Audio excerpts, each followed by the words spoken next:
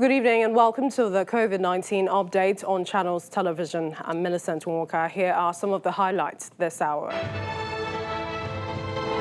Today, Lagos government begins process to regularize home isolation for COVID-19 confirmed cases.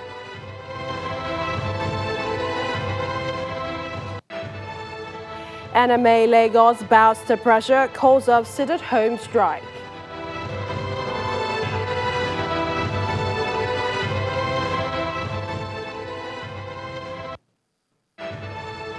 And visitors throng the beaches following ease of lockdown in Europe.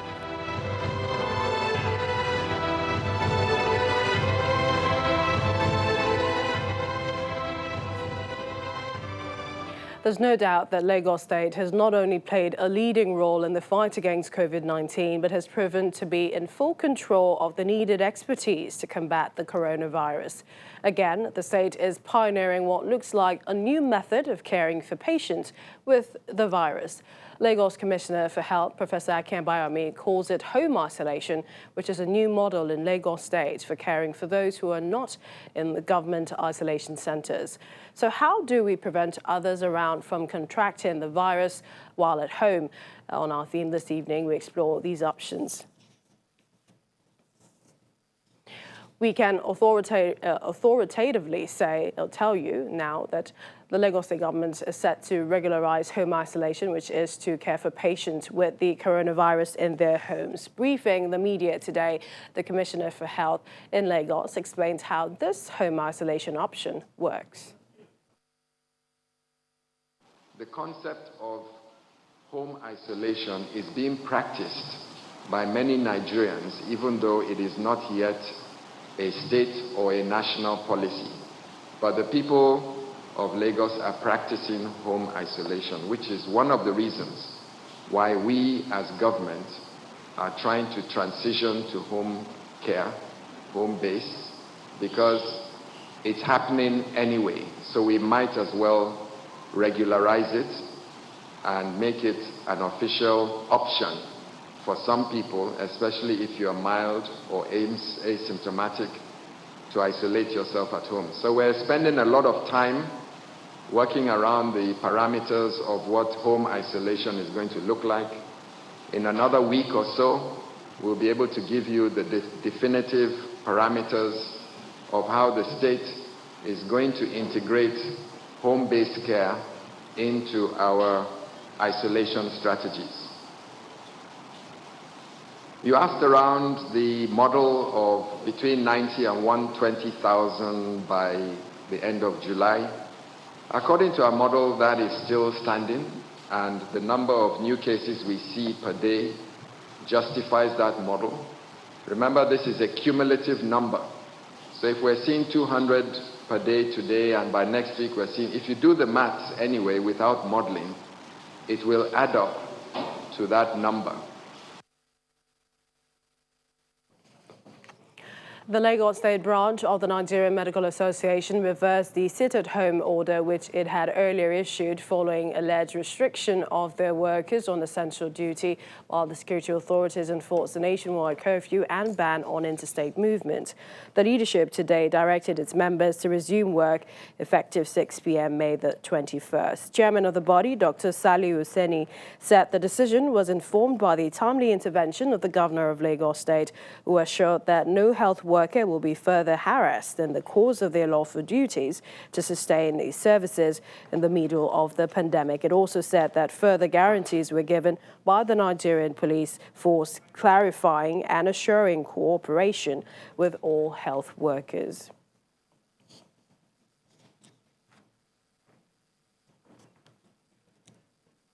And flattening the curve is certainly the priority of the government, but the figures coming out from the Nigeria Center for Disease Control, NCDC, is showing a steady rise. Let's show you the latest figures now. On the 20th of May 2020, 284 confirmed cases in 12 states and the Federal Capital Territory were announced, and 8 deaths recorded in Nigeria. The total death toll now stands at 202. The total number of confirmed cases in the country is 6,677, and those discharged 1,860. These are latest figures coming from the center. A breakdown of the figures across the country, and this is by regions now, shows that Lagos in the southwest still has the highest number of cases with 2,954, followed by Kano and the northwest with 847. In the North Central region, the Federal Capital Territory has the third highest tally with 435. Borno State still tops in the northeast with 235 cases, Edo in the south-south, but cases remain at 119. Enugu in the southeast, also cases unchanged at 16. Well, what are the implications of home care? And this is following the COVID-19 pandemic. Joining us on the program is Dr. Chris Agbo. He's a consultant, renal and acute medicine at Northwest Anglia, the NHS Foundation, and Secretary, Medical Association of Nigerians across Great Britain. He joins us via Skype. Thank you for joining us. Welcome. Also here in Lagos, Dr. Olaleyin Osadiaye, a public health physician, joins us as well. Thank you for joining us. Thank you very much. All right, let's begin with you, Dr. Osadiaye. Lagos State has come up with home isolation. Do you see it working strictly? Okay, if you want to use the term strictly, that may be the problem. As the Lagos State Commissioner said, people are already doing it. Yeah, but strictly, I think it cannot work for everyone because there's some criteria for home care. You have to be able to put the person in a room alone, not sharing facilities or amenities with other people. Is that possible for everyone in Lagos State? No. So definitely it cannot work strictly, but it can work for some certain people. You also have to consider the kind of care or the people that will be able to care for the person. They must obviously be people with no comorbidities, and they must be able to maintain the IPC, infection prevention control. Do they have running water in that environment? Those are things that have to be assessed before you can say this person is can do home care at their homes. Okay, let's go to Dr. Agbo there in the UK. And this is first to ask about what's happening where you are, seeing as we hear there's a surge in Europe, seeing as the temperatures have risen, and so a lot of people are trooping out. Tell us what's happening with also the efforts of the government there to stop the spread of COVID-19. Thank you very much. The weather seems to be very good this time around, very warm weather. And of course, people are tempted to go out and enjoy the sunshine. But the government has given them adequate warning in terms of the risk of spreading the virus. So there's been a bit of relaxing of the lockdown. Some people have started to go to work. Having said that, there's still some restriction in terms of how many people can meet outside their homes, which is one of the areas that the government is still looking at to see how that goes on this week and next week. So I think overall the death rate is coming down, the infection rate is also coming down, and more people are being tested, and the number of people tested positive is also coming down on a daily basis. So overall, I think things are improving quite reasonably. Let's bring you into this discussion of home isolation. How is it, or does it operate in the UK? What's the process for household isolation? So from the onset, there's adequate information to the public on what COVID-19 is all about. So the general public are fully aware of the symptoms that they will encounter, whether it's mild or severe symptom or moderate symptoms. And there's also processes in place if one has to be self-isolating, and then the members of the family will also self-isolate. So those are some of the areas that the public are fully aware of what is going on there. We are very confident that they've been following that very strictly. And also the system here is quite in a way that it helps people to actually do the self-isolation very well, because not of the way the communities are and the way people are living. So it's much easier to get hold of things like this and make it work effectively. So I think people have been self-isolating quite reasonably. We've sent some people from hospital and tell them to go home and continue to self-isolate, which they're doing it without any problem. So I think it's all about public education. Once the general public are fully aware of what the situations are, and then they'll be able to do that.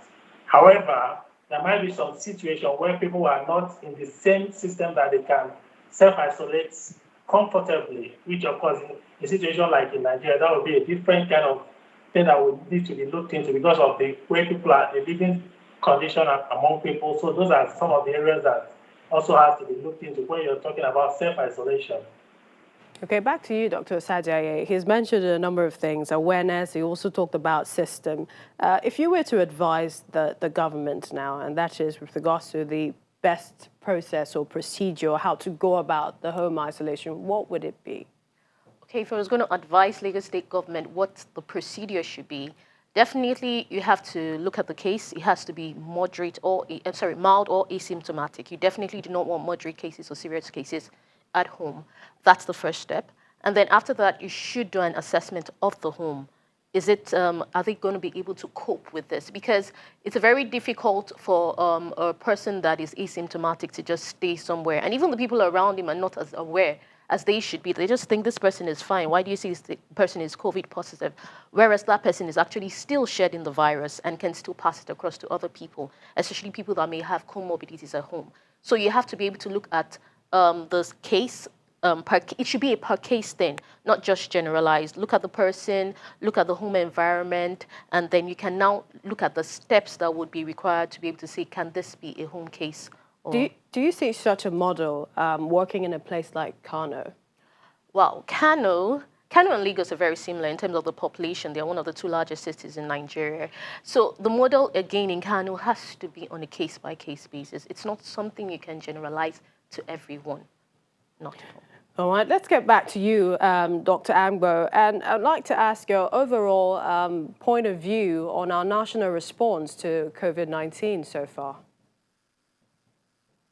Well, I think there's a lot of progress that has been made, and people are working very hard in Nigeria, and I must commend the efforts of all the different groups that have been involved in fighting COVID-19. It's not easy. It's an unprecedented time, and nobody has actually experienced this. So each nation is dealing with it with their own strategies, and it's only time that will tell how effective some of the strategies done by any country is productive or not. So I think overall they've been taking the right step, and I think we just for us to channel the processes to the right way so that we get a better outcome in terms of slowing down the spread of the virus.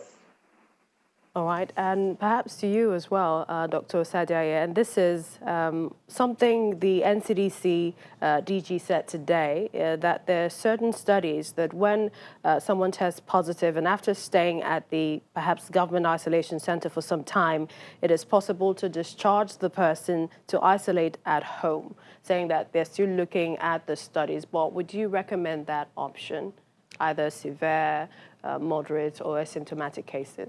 If the person is being discharged from the isolation center... While still positive. While still positive. Well, if the person is not symptomatic anymore, meaning that he's not coughing, he's asymptomatic. And because obviously we know there's a bit of pressure for space right now because we're having a lot more cases.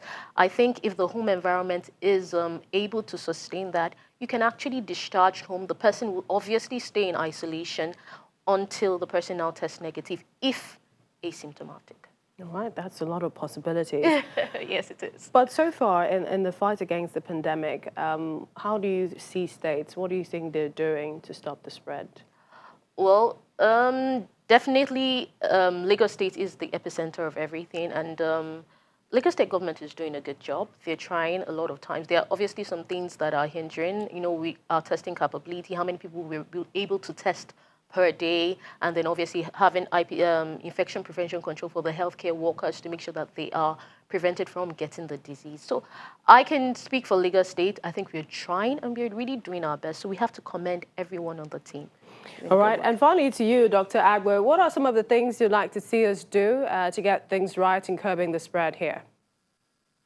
So I think one of the areas we need to look into is that firstly, the virus is self-limiting to a large proportion of people. So those ones that are asymptomatic doesn't necessarily need to be taken to the isolation center if they can safely isolate at home. So what we do here is that we have people that are tested positive, that are asymptomatic, even with mild symptoms, they stay at home.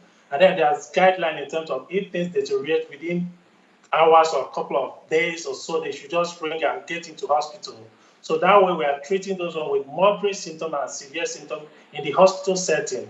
And what that means is that we are creating capacity so that if for any reason that surge in patients into the hospital, we'll be able to handle that adequately. And most hospitals in the UK, we have every hospital has got isolation, COVID receiving isolation ward. So the COVID positive patients are treated in the hospital. There's no separate isolation center. That way, we can actually have all the specialist care that we need in case of those ones that are in severe symptoms. So I think overall, we have to look at it. Those ones that are in isolation center, do they have to be in isolation center? So if they are asymptomatic, they could self-isolate at home so long as they know what they need to do. And most often than not, we don't test patients who are asymptomatic, self-isolating at home before they are negative. After they've stayed for 14 we don't have much time again, but we'd like to thank you. We appreciate your expertise on this issue. Thank you, Dr. Chris Agbo, Consultant Renal and Acute Medicine at North West Anglia, Great Britain. Thank you for joining us. And also to you, Dr. Olaleyin Osadiaye, Public Health Physician. Thank you for coming. Thank you very much. Still to come, an infectious diseases specialist joins us on the global efforts to curbing COVID-19. Join us again.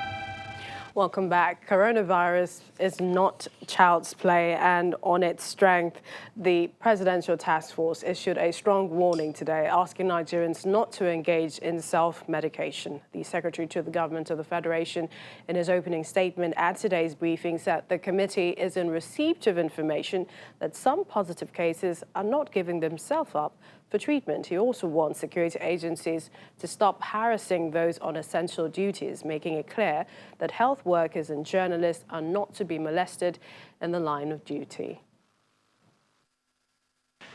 With this clarification, we sincerely hope that the persistent complaints of harassment by these categories of essential workers, especially medical personnel and journalists, will be put to rest so that we can work in battling this pandemic. And I would be upfront to offer apologies to all of you that have suffered some form of treatments that are not expected to have been meted out to you in the course of the execution of your several duties across the nation.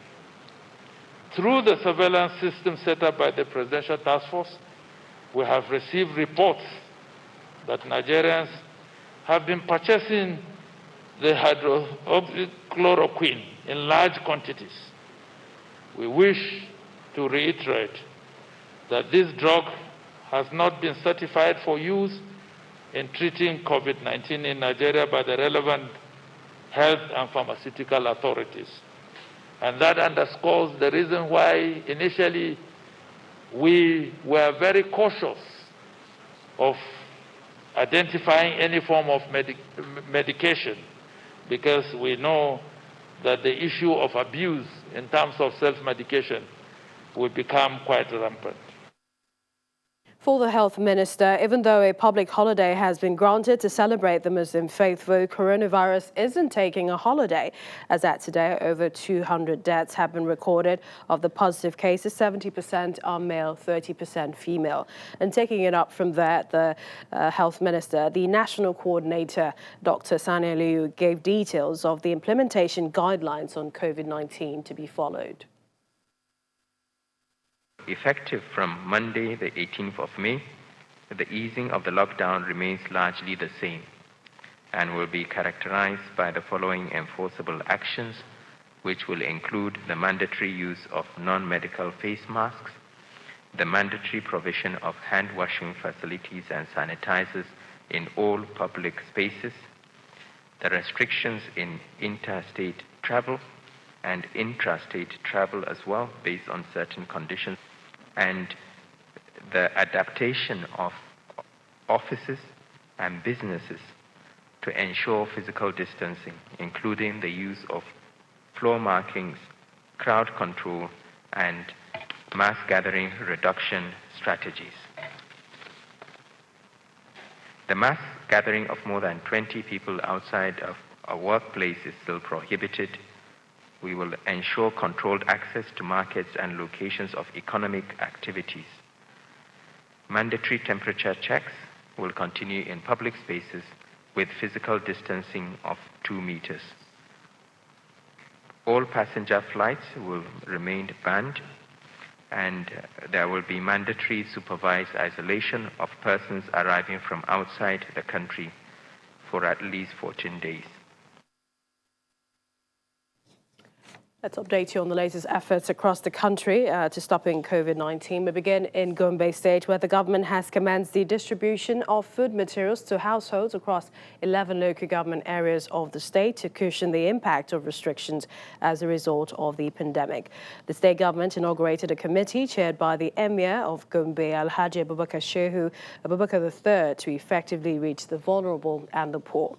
Over in Enugu State, the government shared palliatives and personal protective equipment to tricycle riders in the state while handing over the food items. The special advisor to the governor on agriculture called for the need for associations to partner the government in curbing COVID-19. Meanwhile, the Jamaatul Nasir Islam JNI, under the leadership of the Sultan of Sokoto, Alhaji Saad Abubakar, directed the suspension of Eid al-Fitr congregational prayers in the outskirts of towns and cities across the country. He has also asked Muslims to observe the prayers at home with family members or alone in the case of an individual living alone. And Dr. Gertie Chemeka Anyanwoke is an infectious diseases specialist in the United States, and she joins us now via Skype. Welcome to the program. Tell us, what more is the world learning on the novel coronavirus?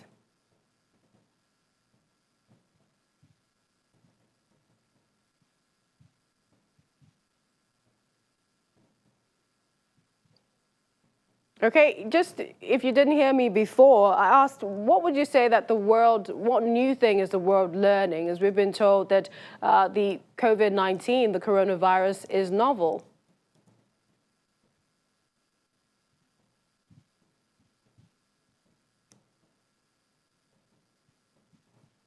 Okay, for some reason, I'm sorry about that. We couldn't reach you. Hopefully we will some other time, or if we can.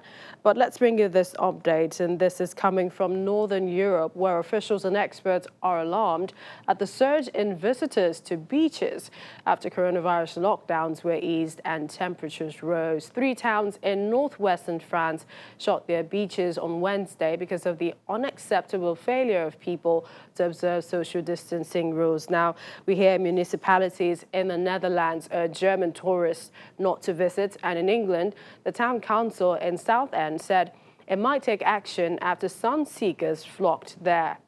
The number of COVID-19 cases around the world has now surpassed 5 million, according to the Johns Hopkins Center. But the number of new infections has been falling across most of Europe. According to the European Centre for Disease Prevention and Control, those with the most fatalities are the UK, Italy, France, Spain, and Belgium. Almost 5 months after the first reported case of COVID-19 in the Chinese city of Wuhan last December, there are now more than 5 million cases worldwide.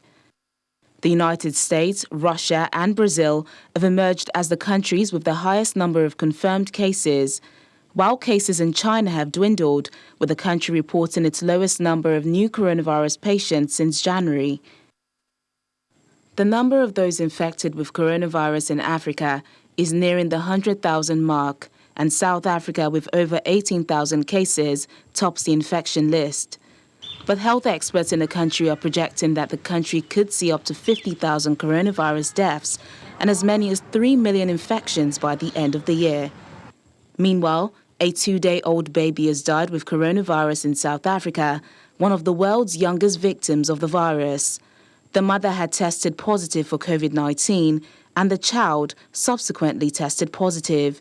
The country's health minister says the baby was born prematurely and needed help with breathing. Over in the UK, as the country deals with technical issues on its Track and Trace app, the NHS Confederation warns that the country is running out of time.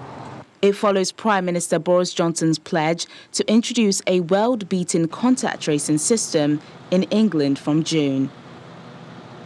And finally, as the race for a cure continues, A trial to see whether 2 anti-malarial drugs could prevent COVID-19 has begun in Brighton and Oxford. Chloroquine, hydroxychloroquine or a placebo will be given to more than 40,000 healthcare workers from Europe, Africa, Asia and South America. All the participants are staff who are in contact with COVID-19 patients. According to the NCDC, taking ownership and collective responsibility is important as we fight the virus. The website comes alive with the latest national strategies. Also, the World Health Organization has the latest updates on the global response to the COVID-19 strategy. You can take a closer look as well at some of the numbers in real time. And of course, our website, channelstv.com, has many updates. You can find the latest on the pandemic in Nigeria, across the world, plus other stories. Well, that's the program. Thank you for watching. I'm Millicent Nwonka. Stay safe, stay healthy.